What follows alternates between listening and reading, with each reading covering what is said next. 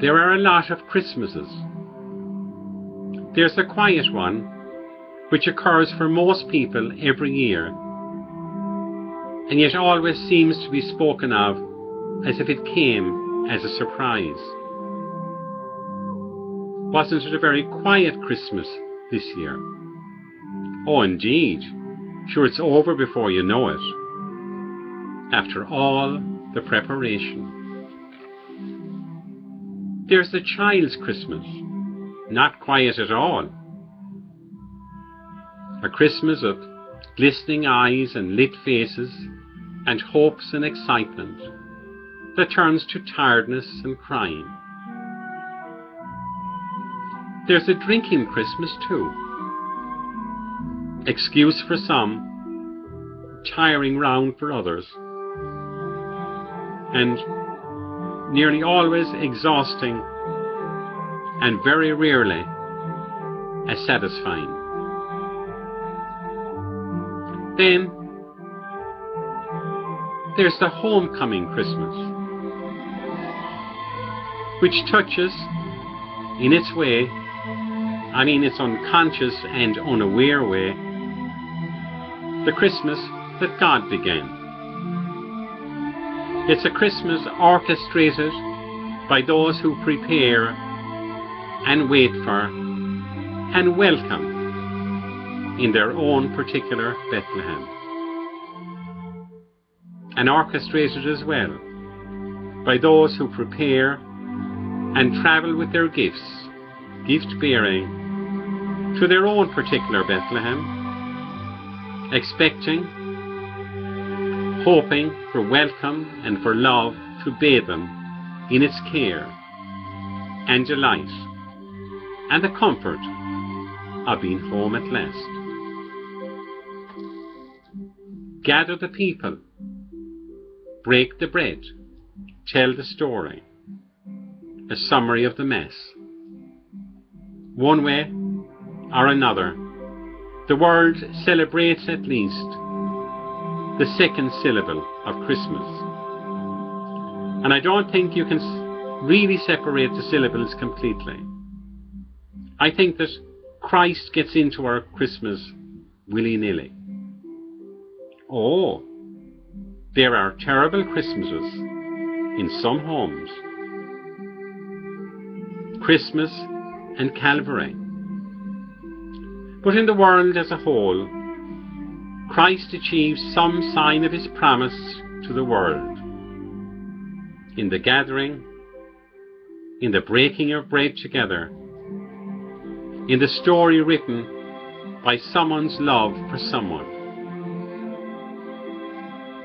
Then there's the real Christmas, the one that began with the first one and still happens every year. God comes as Christ to join the human race. It was a difficult coming for God and remains so. Oh, he made it look simple, and that's the way we see it. The world coos over babies, but we don't spend our lives cooing, and babies hear harsher sounds very soon. God did not find it easy to insinuate himself into the human race. He had to keep working at it, and it took him 33 years. Christmas was only fully achieved on Calvary, when Christ had failed enough and died enough to be fully one of us. In a certain sense, God has gone too far, becoming a stumbling block to the Jews and foolishness to the Gentiles. We don't like to let people get close to us. Closeness means not just invasion of our space, and so loss of a freedom, but it means challenge an obligation too. Christ elicits the impression that it was too much. Man was no longer able to tolerate such closeness.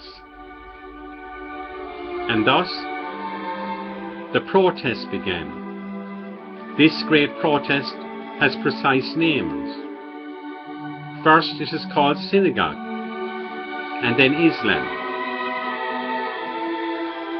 Neither can accept a God who is human. It is not suitable to speak of God in this way, they protest. For them, he must remain absolutely transcendent. He must remain pure majesty. Majesty, full of mercy certainly, but not to the point of paying for the faults of his own creatures, for their sins. There are lesser protests. Ours is a Christian one. It's not the transcendence of God that worries us, but the transparency of God, making it so clear to us what Christmas really is and should be each year and always. So let's look at Christmas. What's Christmas anyway?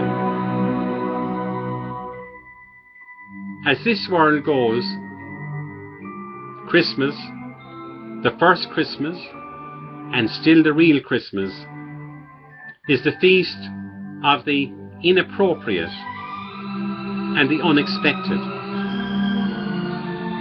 As this world thinks, you wouldn't expect God to be born in a stable, or to live a friend of tax collectors and prostitutes and sinners. And you wouldn't expect him either to die among thieves. In fact, as far as this world goes, you mightn't expect God at all. But God came, and he came in the flesh. That's Christmas for you. Inappropriate, unexpected God turning up in an unexpected way, in an unexpected shape, in an unexpected place. That's Christmas for you. Real Christmas. Emmanuel, God with us. Neither a borrower nor a lender be, the world's wisdom. But Christ comes, the Lord of the borrowed, a borrowed birthplace and a borrowed death place, the manger and the tomb. And he comes lending too, lending grace and meaning to poverty and all that goes with it and all it goes without. Like all babies, this baby tends to stand the world on its head, to ask for unreasonable sacrifice, to give unreasonable delight. Unreasonable, except that love, real love, goes way beyond reason. That's Christmas for you. And did you notice what happens in this inappropriate place with this unreasonable child? Reconciliations take place that reason could never achieve. It takes love. It takes love to reconcile, not reason. In the stable, there's no competition between the man and the woman, only delight in the presence of a baby.